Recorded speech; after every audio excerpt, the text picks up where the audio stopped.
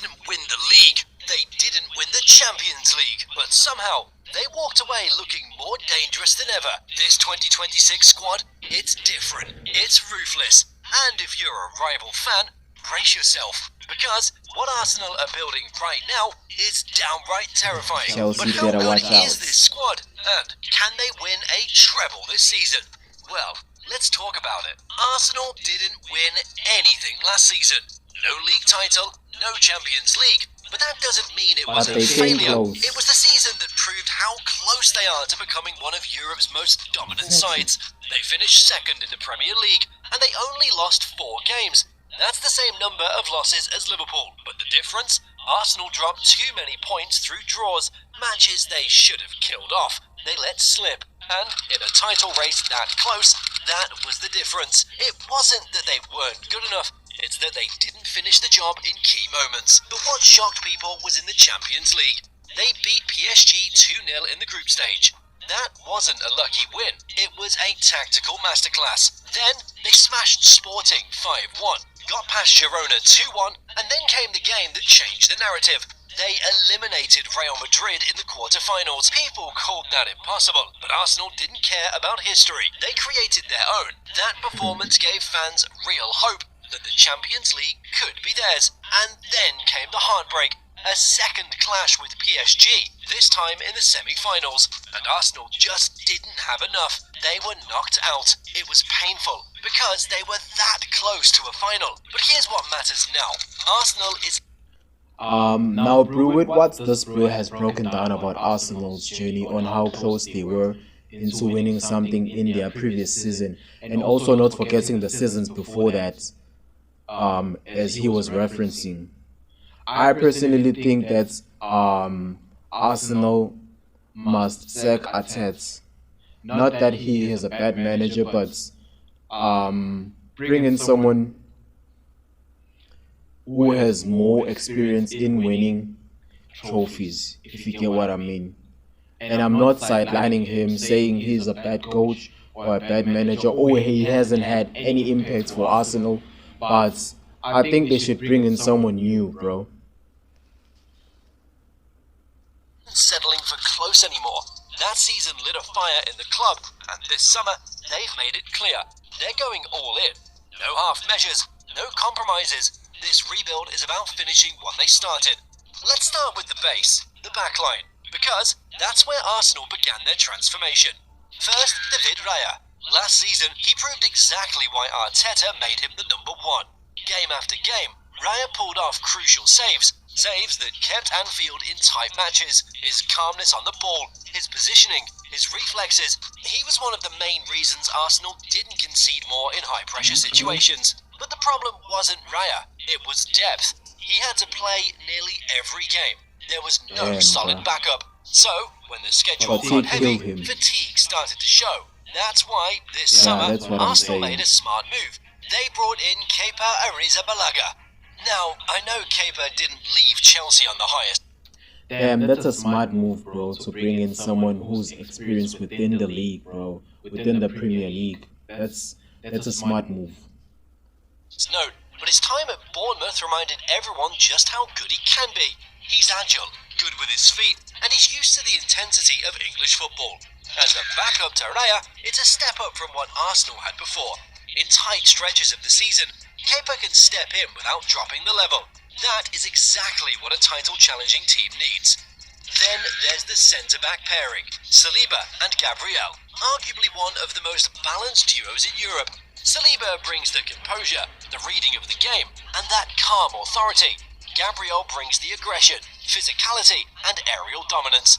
They complement each other perfectly, and most importantly, they've built that chemistry that only comes from playing together, week in, week out. If you're enjoying this video so far, don't forget to hit the like button and subscribe to the channel. It really supports us and helps us keep bringing you exciting new content every week. Now, let's talk fullbacks. On the right, Jurrien Timber has locked down that position. He was originally seen as a versatile defender who could also play centrally. But let's be real, he fits in the right back role like a glove. He's quick, sharp in one-on-one situations, and comfortable pushing forward with the ball. It's a different dynamic for Ben White, who's still a very strong backup option on that side. On the left, Arsenal might have one of the most exciting young fullbacks in Miles Lewis-Skelly. Technically gifted, composed under pressure, and not afraid to get forward. He even scored against Man City last season. Cut inside, placed it in the top corner. Moments like that show this isn't just a good young player, this is a potential star, and Arsenal have depth here too. Calafiori, when fit, is solid. His biggest issue, it's always been his injuries, but when he's available, he offers real quality as a rotational piece. Defensively, Arsenal have built a unit, not just a first-choice backline, but real competition and quality in every position. That's what top teams need, and now Arsenal have it. But defense is just the start. Midfield is where the magic happens. This is where Arsenal made some serious changes, and honestly, it could be the difference between coming close and winning everything. First, let's talk about the biggest shift. Thomas Partey is gone. His contract wasn't renewed, so sad, and while on paper that sounds like a big loss, Arsenal didn't just replace him, they've upgraded. They've brought in Christian Nurgo, and it's about time he got his move to a big club. He's been one of the most consistent holding midfielders in the league. At Brentford, he was always that guy cleaning up messes, organising the press, and reading the game better than most. He's disciplined, physical, and calm under pressure. In many ways, he's what Arsenal needed in those gritty moments where Partey sometimes fell short. But they didn't stop there. They also signed Martin Zubimendi, and if you've watched him at Real Sociedad, you know exactly how important this is. This guy is Arsenal's version of Rodri. He doesn't just keep the ball moving, he dictates the rhythm. He's positionally intelligent, protects the backline, and always picks the right pass. At Sociedad, he formed a dominant duo with Mikel Merino, and now he's walking into a midfield with Declan Rice. Speaking of Rice, nothing's changed. He's still a machine. He covers every blade of grass, wins the ball cleanly, and drives forward when needed. Since his debut, he's been reliable, consistent, and vital in big games. Now he's surrounded by players who can help him play even better. This is no longer a midfield carried by Rice. This is a midfield built to compete at the highest level. Then there's Martin Odegaard. Last season wasn't his best. 6 goals and 12 assists in 45 games. It's not terrible, but it's not what we expect from a player of his quality. But here's the thing with Odegaard, he always improves. Every season, he finds a new level. Now that he's had a proper rest, and he's got more support behind him, he's going to be sharper, more creative, and more dangerous. And one name that we shouldn't forget, Ethan Nwaneri. He's still young, but he's already showing signs that he could become something special. If Odegaard needs rotation or even competition, Nwaneri could grow into that attacking midfield role and offer something different. Bro, I wonder how is this Arsenal team is gonna go far. I wonder how far will they go, bro. Like, I wonder how far will they go this time around. Will they win anything? Let us know in the comments, bro. Like, with just this breakdown by this guy. Arsenal's new midfield three will likely be Odegaard, Zubimendi, and Rice. That's balance, control, and leadership all in one unit. And with Nurgo ready to step in when needed, there's no drop in quality. And let's not forget they also have Merino, who was good last season. This midfield isn't just good, it's built for control, dominance, and winning big games.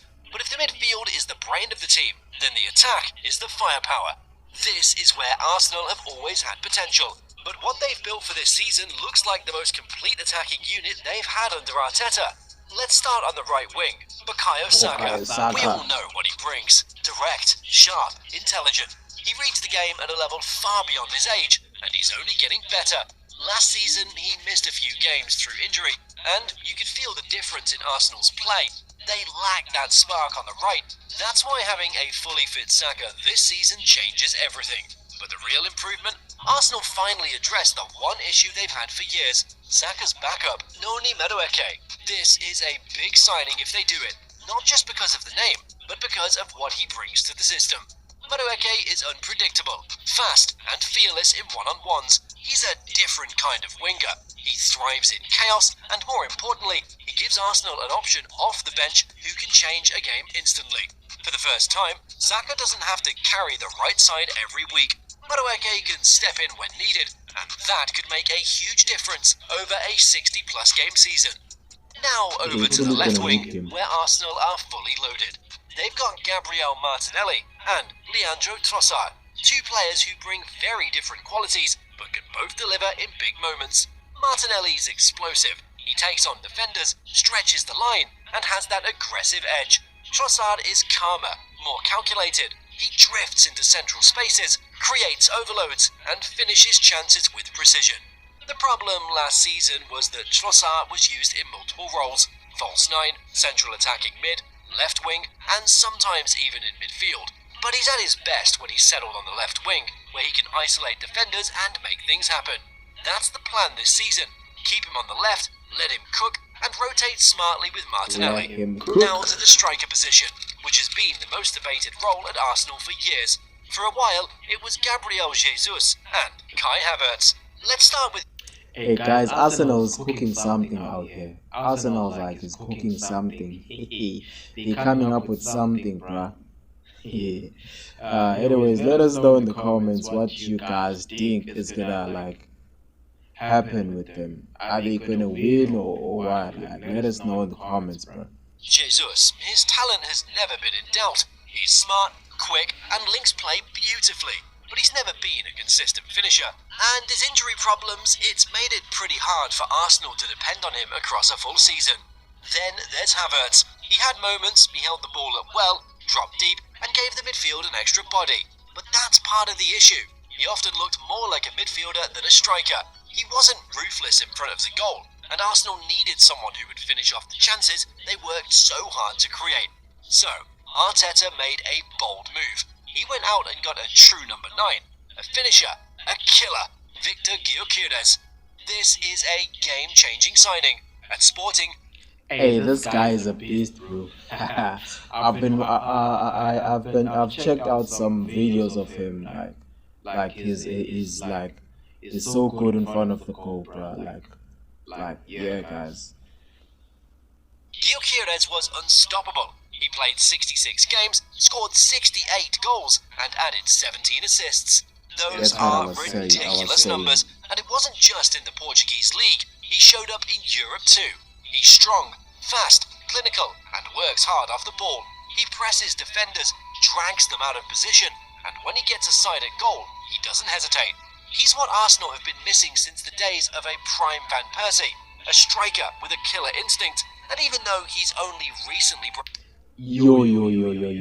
That's crazy for him to be like compared to Van Persie. Like, the prime Van Persie was the beast, like he was a beast. And that's crazy for him to be compared to Van Persie. Broken into the top level, his overall record speaks volumes. Over 160 career goals and 55 assists in 268 games. That is elite output. With Gyokeres up top, Saka and Martinelli wide, and Odegaard pulling strings behind them, this front line finally looks complete. There's balance. Hey, bro, let's hope Gyokeres can emulate what Van Persie was doing back in the days. Let's hope he would do the same thing.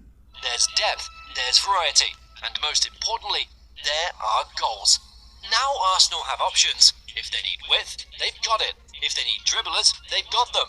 If they need someone to finish one chance in a tight game, they finally have that too. This is not the same Arsenal front line that ran out of steam in big moments. This is a front line that can go toe-to-toe with any defense. Now, guys, with that kind of force that this bro has broken down to us, in explaining everything, bro, like how impactful these guys have been from the past. What do you guys think? Like, as I'm concluding this video, like, feel free to let us know in the comment section. What do you think this Ghana's team is gonna come out to be like? Anyways, guys, feel free to like this video, share this video with your friends and family, and also comment down below your thoughts, bruh.